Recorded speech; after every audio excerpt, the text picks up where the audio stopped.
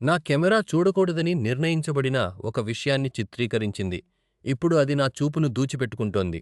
నేను ఒక wild life ఫోటోగ్రాఫర్ను, నాకు అడవిలోని ఆ గాఢమైన నిశ్శబ్దమైన ప్రశాంతత అంటే చాలా ఇష్టం. కానీ 3 నెలల క్రితం ఆ నిశ్శబ్దం భయంకరంగా మారింది. ఒక మారుమూల అడవిలో ఎర్రటి నక్కను ఫోటోలు తీస్తున్నప్పుడు నాకు ఏదో వింతగా అనిపించింది.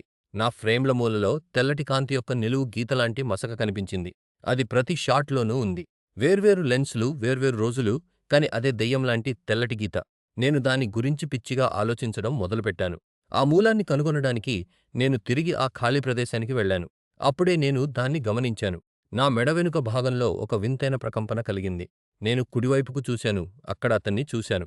ఒక పొడవైన, మెరుస్తున్న మనిషి ఆకారం. అతను ఒక ఫర్ చెట్టుకు తలకిందులుగా వేలాడుతున్నాడు. నేను నేరుగా అతని వైపు చూడగానే అతను మాయమైపోయాడు.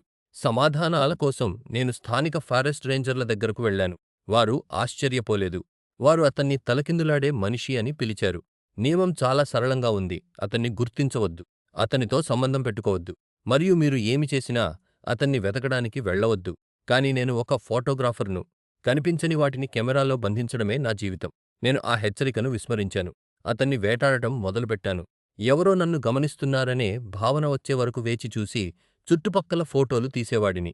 నా ఫోటోలలోని ఆ తెల్లటి మచ్చ మరింత పెద్దదైంది. మరింత ప్రకాశవంతంగా, మరింత దూకుడుగా మారింది. ఆ తర్వాత నా కెమెరా పనిచేయడం ఆగిపోయింది. ప్రతి ఫోటో ఒక ఖాళీ, కళ్ళు మిరుమిట్లు గొలిపే తెల్లటి తెరలా మారిపోయింది. అతను ఆ లెన్స్‌ను పూర్తిగా ఆక్రమించాడు. నేను ఆగలేదు. నా కళ్ళతోనే అతన్ని చూడటానికి ప్రయత్నించాను. అప్పుడే ఆ మచ్చ నా చూపులోకి ప్రవేశించింది.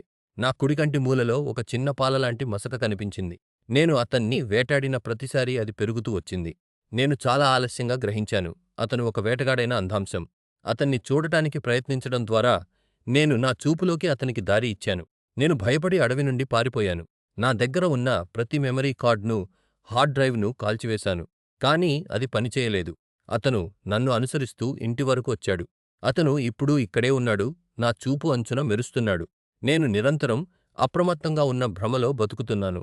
ఎందుకంటే నేను ఇంకొకసారి అతని వైపు చూస్తే ఆ తెల్లటి పొగమంచు నా మిగిలిన చూపును కూడా తీసుకుపోతుందని నాకు తెలుసు. మీరు దట్టమైన అడవులలో ఎవరో మిమ్మల్ని గమనిస్తున్నారని అనిపిస్తే, మీరు గమనించలేదని నటించండి. పక్కకు చూడండి. కొన్ని విషయాలు చూడటానికి ఉండవు.